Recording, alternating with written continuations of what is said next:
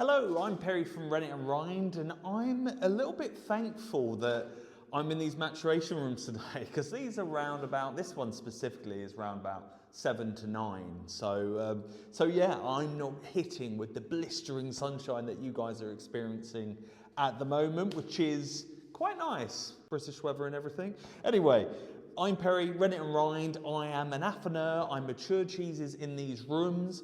I am well known for it. It's like what I do. There's been a competition running for the last 4 years on who matures the best cheese in the UK. I've won that 3 times. So hopefully I'm a little bit qualified to speak to you today on why I selected these cheeses for this month. And this is literally just what I'm loving and what's tasting really good in the rooms or batch selecting. So yeah, let's get stuck in. Right, you would have got your 5 cheeses. This one's just out here. And then you've got your Peter's Yard crackers. They're on us for you to enjoy. Nice and neutral, kind of lets the cheese do its work. So the first cheese we have up is this Mayfield. This Mayfield is made by Arthur, Allsop and Walker. Really great guy. Ages ago, I was having some problems with a cheese, and he came and dropped his cheese up to see us, and came into the maturation rooms and said, "Have you thought about doing this, this, and this?" So really great guy actually. And this cheese, Mayfield, we never really start off with a big sweet cheese really. Normally a little bit neutral, but the kind of flavours we've got going on here, I felt like this would be a good start. So it's a cooked milk style, mountain style, so we're expecting sweetness. One of the cool things is that it's got the holes in it, so you've got that bacteria in the milk that's breathing out, creating sapphires, not holes. When you cut them, they look like holes, but sapphires in the cheese. And it's a really, really beautiful style cheese, and it's got this plastic coat rind on the outside to lock in the moisture. These ones have been cling filmed for us because they're just getting a little bit cracky now. So we're just kind of locking the moisture a little bit more with some cling film to make sure that doesn't happen when we've got some humidity changes in the room. So yeah, let's have a sniff. Milky, kind of fermented actually, a little bit like fermented like hay kind of area, oddly. Got like a mill nuttiness to it, which is nice. Let's have a taste. A big old bit. Lovely chew, good resistance, lovely refined sweetness actually. Normally these can be very, very sweet, quite big, quite rambunctious. This falls into the area of that savoury ferment, that warmth, that nuttiness. That nuttiness is almost roasted, which is nice. Really delicious cheese. Very, very Moorish. This one, keep on going back to when you're going for your cheeses. Mayfield, well done Arthur, let's bang on. Next cheese up, we have Spark and Hoe Red Leicester. Now territorial style cheeses are in trouble in the UK. We're going off our Red Leicesters and our Wensleydale. We teamed up with a lot of people in the leading cheese industry to sit down, discuss how we can resolve that. And Red Leicester is one of them. And one of the key things that came back from our online survey, by the way, if you took part of that, thank you so much. It really helped and became a great talking point for the industry. It was the only survey carried out by the group, so it was really insightful. And one of the things was that in that survey that a lot of people said the supermarkets are ruining Wensleydale Red Leicester. Now I'm going to be really bold and say to you, this is the only Red Leicester that's made in the UK. Unpasteurised milk, traditional rennet, cloth bound, got a bunch of them over there. And then matured, not sped up, not cheddar with food colouring. This is what it is. Spark and Hoe Red Leicester, this beautiful russet colour, you know, inconsistent in colour as well. Like not majorly, but it's kind of there. It lets you know that hands have been on it and people have cared for it. Aroma, so we've got a little bit of that cheddar style coming on. A little bit of that digestive actually, which I normally recognise in blue cheeses. Yeah, so nice and subtle, shouldn't be too powerful. Let's have a taste. Nice texture.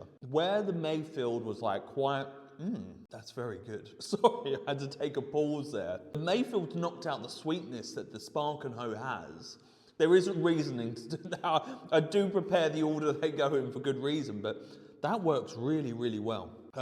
So yeah, that embraces the savoury. That sweetness has been knocked out. That savoury, little bit of cheddar tang that's in there works really, really nicely. As you get more towards that rind, you're going to see a lot more development happening. I'm just going to have another bit. I've missed my lunch, so when I'm enjoying these, I'm getting another one. So that is an amazing example of what Red Leicester should taste like.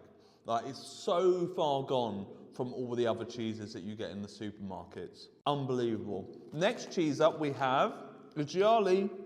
Really great cheesemaker. David down at Kingstone Dairy in the Cotswolds. Legend. Makes a lot of our cheeses here. This is a cider-washed cheese, which is lovely. Got this pinkish hue on the outside to let you know that the cheese is being washed. We should get a really nice texture here now. Now, I was thinking a lot of people will be taking these in the garden for our national favourite, Picky Bits. So I wanted something that held a little bit together, that kind of developed in the sun, that people could go back to, was robust enough to survive the kind of heat that's there as well. And this one is good enough. Look at that density that we're getting in the paste. Aroma, not a huge amount going on. We've got a little bit of funk in the rind, a little bit of fruit. I'm getting that kind of cidery kind of bottom of an apple tree kind of wild ferment that's coming off it, mixed with like a creme fraiche. But this will hold off, which is good. So like you can get it out and you will get a degree of run, but not as much if I gave you like profile free of Baron or something. And it should be light and refreshing, ready to give us kind of a full one the next. So easy going. With that gentle fruit as well. Really moorish. That thickness of the rind is delicious as well. There's a slight savoury element in there. I'm getting a little bit of, you know, like cooked mushrooms kind of in there as well, which I don't normally get with this cheese. But really creme fraiche and enjoyable, and it's a fantastic cheese. These are working beautifully together. Next cheese up, how could it be summer sitting in the garden without a fantastic cheddar? And we've got Isle of Mull back with us today. So Isle of Mull is a Scottish cheddar, cloth bound, heavily larded, and do you know, they've been killing it recently. And it's very hard when I always want to get a cheddar in the bowl because that's what we love. We're Brits, right? So Isle of Mull has flown in a few times, but when it's outstanding and works with the other cheeses, it really, really works. Aroma, a little bit more fruity, a little bit salt and vinegar actually, kind of vibe in there. It's blunted in here because, you know, not room temperature. Let's have a taste. Another texture. You've got like texture order going on here between these. It's not all about flavour and getting the simple flavours, that's important, but also textural slight differences to allow your brain to engage in different ways. Really nice and smooth. Got a bit of farm in there, bit of barniness, typical cheddar. You've got that tang, that dryness, that burn, hits you a little bit here and on the tip of your tongue. Nice degree of tonicy bitterness that's in there as well.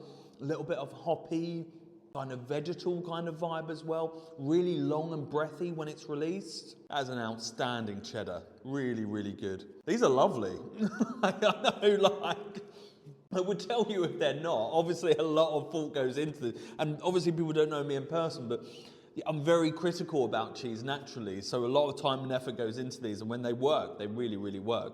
Last cheese we have is the mighty Pevensey Blue, Martin and Hazel, amazing cheesemakers and lovely, lovely people, always thanking us for any order that we place with them, just lovely. So this is like a Gorgonzola style, but not, we're getting sort of slightly different milk now, so we've got slightly drier texture that's coming through. And this should pair up with everything really well, these ones here. So you've got that faint line of bluing that's happened there, a very clean rind, a nice snap to the cheese, nice and light, a little bit of that biscuity edge that you normally get from blues. A little bit of fruit, aromatics in there as well. Again, like rosemary, weirdly, which is quite odd. Let's have a taste. Oh, it's a lovely texture. Very, very dense and smooth. Nice piquancy that's in there. A slight spice burn. Rind is quite nice actually, quite different. Bit of a blue lover's cheese. A little bit too rigid on the firmness of the rind, but very, very moorish.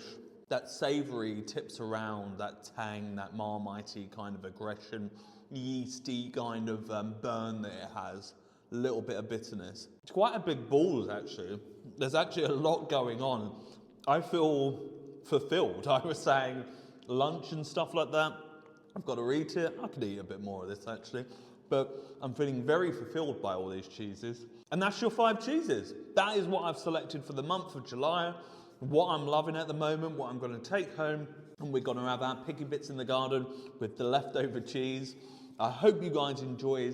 As always, thank you so much for supporting our independent cheese business that supports British artisan cheese, Affineur, and you know, we've been on this journey for 4 or 5 years, and your support has been phenomenal, and it's just so nice to see us open a shop in Stamford and everyone enjoying our growth, and you guys, of course, are a big part of that. So please keep on supporting us and keep on enjoying cheese. Take it easy, enjoy the weather.